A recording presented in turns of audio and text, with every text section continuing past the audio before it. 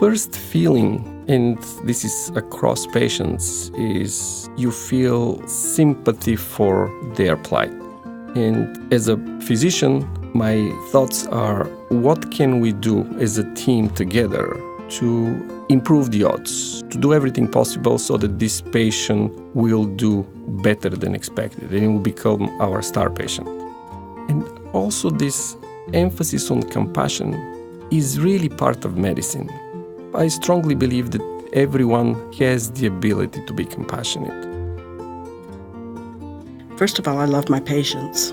I like what I'm doing. I think that everybody deserves to have really good care. I believe compassionate care entails being competent in the technical skills, but it also means being competent in meeting all the needs for the patient, whether they're spiritual, whether they're physical, or whether they're emotional. And also taking care of their families through it all, because if you don't take care of their families along with the patient, then the patient doesn't heal well because he's too stressed.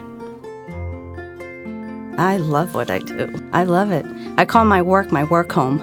I get up from my home and I go to my work home. You remember when you went to school and you had those butterflies? I get them every day. Every day I get them. It's a good feeling for me. I love people. When I meet someone, I give them my heart. Like when I talk with them, it's me and them all the time. Patients always come first to me.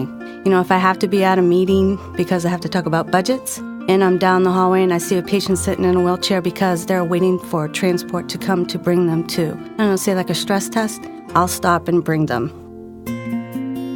The important thing is on the first visit in the hospital room is to just allow them to talk and tell their whole story without any interruption. So I really get a feel for where they're coming from.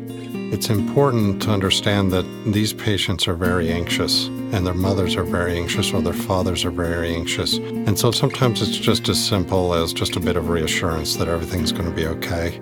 Depending on the situation, what I tell the parents is, let me worry about everything, and if I need some help, I'll call you. I reassure them that I will pay attention to the details, make sure everything's okay with your child, and I won't let anything happen to them, because I'll be there to do that. I always teach medical students that within a few minutes of meeting a physician, the patient will judge whether that person cares. It never ceases to amaze me, the courage of patients. They suffer greatly, many, physically, emotionally, spiritually. If you walk in there with that attitude of wanting the best for them, the rest usually follows. You speak in the right tone, you listen well, you listen better.